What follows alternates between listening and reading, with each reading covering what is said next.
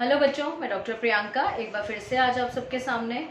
Students, जैसे कि आप सब जानते हैं, कल हमने मेजर ऑफ सेंट्रल टेंडेंसी का टॉपिक शुरू किया था और उसमें मैंने आप लोगों को उसका मीनिंग और साथ में मीन को निकालने के लिए फॉर्मूलाज डिस्कस किए थे। आज उन्हीं फॉर्मूला का प्रैक्टिकल एप्लीकेशंस हम आज सीखेंगे, जिसमें मैं आपको इंडिविजुअल सीरीज के एक क्वेश्चन को तीनों मेथड से सॉल्व करना बताऊंगी कि एक इंडिविजुअल सीरीज का अगर आपको क्वेश्चन आ जाए और उसके ऊपर अगर आपको तीनों मेथड्स लगाने हो, direct method, shortcut method and step deviation method, तो आप किस तरीके से उसको अप्लाई करेंगे। तो let's start with the topic. मैंने यहाँ पर एक बहुत ही सिंपल सा इंडिविजुअल सीरीज का क्वेश्चन लिया है। ये राइट साइड में मैंने कुछ शॉर्ट फॉर्म्स जो है हमारी, जिनके ऊपर बच्चों का अक्सर कंफ्यूजन रहता है कि डी का मतलब क्या है, ए का मतलब क्या है, वो मैंने साइड में लिखा है। If you want to note it down you can. Otherwise ये क्वेश्चन मैंने यहाँ पर लिया है इंडिविजुअल सीरीज का। बहुत ही सिंपल सी एक सीरीज है 2 4 6 8 10।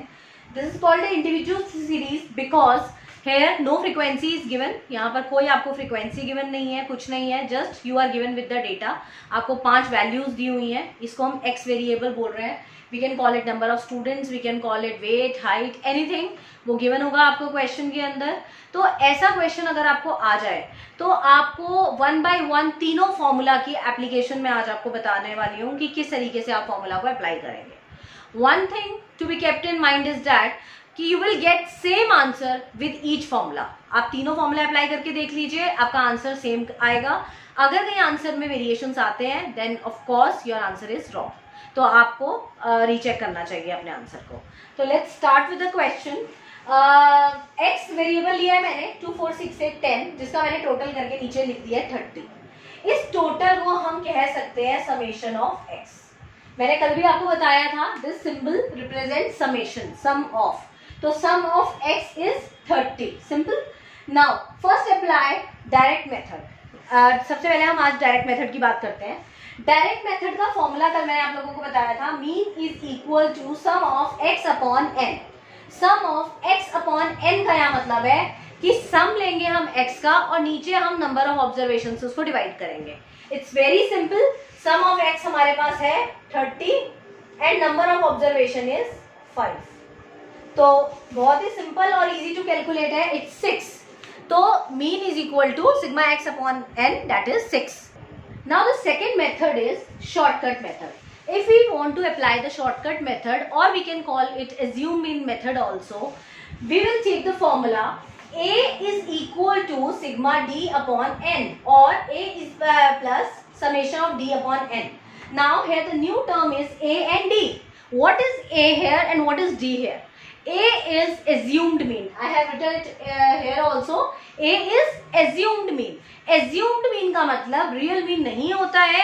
assumed mean का मतलब होता है जो आपने अपनी तरफ से assume किया है मीन। तो यहाँ पर आप इस सीरीज में से, इस x सीरीज में से एक वैल्यू को assume करेंगे जिसको हम a मानेंगे।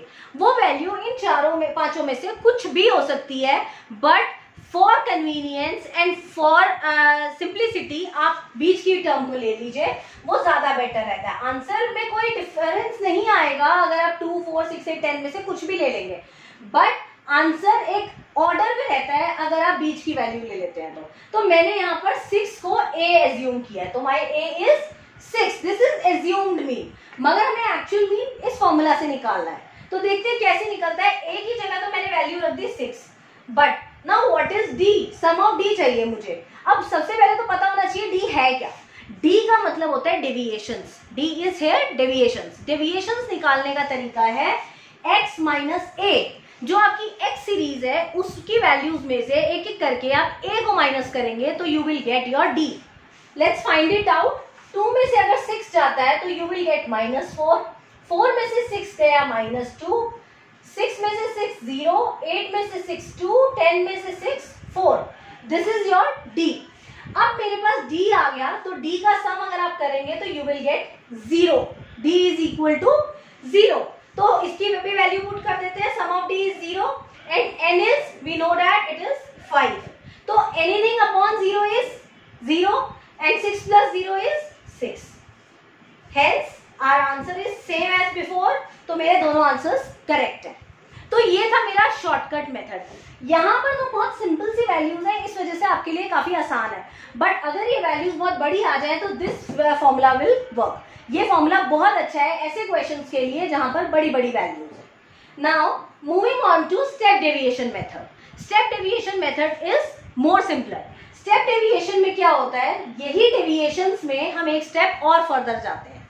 इसका फॉर्मूला है a plus sum of d dash upon n into c. तो a हमें पता था, हमने सेम वही a लेना है यहाँ पर दोबारा से, that is 6 plus d dash. Now what do you mean by d dash? d dash is nothing but division of d upon c. d यहाँ पर हमें पता है हमारे पास क्या है, उसको c से डिवाइड करेंगे। Now your question will be what is c? यहाँ पर c का मतलब है common, common in d।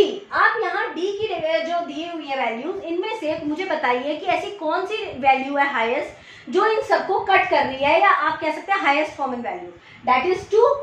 2 is a term that is dividing all the values, तो इन सबको आप 2 से डिवाइड कर दीजिए। तो d डैश का फॉर्मूला होता है d अपॉन में c, तो d divided by c, c is 2, तो -4 divided by 2 is -2, -2 divided by 2 is -1, 0, 2 divided by 2 is 1, 4 divided by 2 is 2. Again the sum of d dash is 0. Now again we will put the value 0 upon 5 into हमारी c की value क्या थी 2, तो हम वो भी यहाँ पुट कर देंगे। तो आप अब इसको कैलकुलेट कीजिए। बॉडमास के रूल के अकॉर्डिंग मुझे पहले मल्टीप्लीकेशन को सॉल्व करना है, तो this will whole become 0 because anything divided and multiplied by 0 is 0। So again 6 plus 0 is 6। Hence my all three answers are same and my answer is proved that मेरा answer 6 आएगा इस individual series का mean. तो चाहे आप वो direct method से कर लीजिए, चाहे वो शॉर्टकट मेथड से कर लीजिए, या फिर आप स्टेप डेविएशन मेथड से कर लीजिए।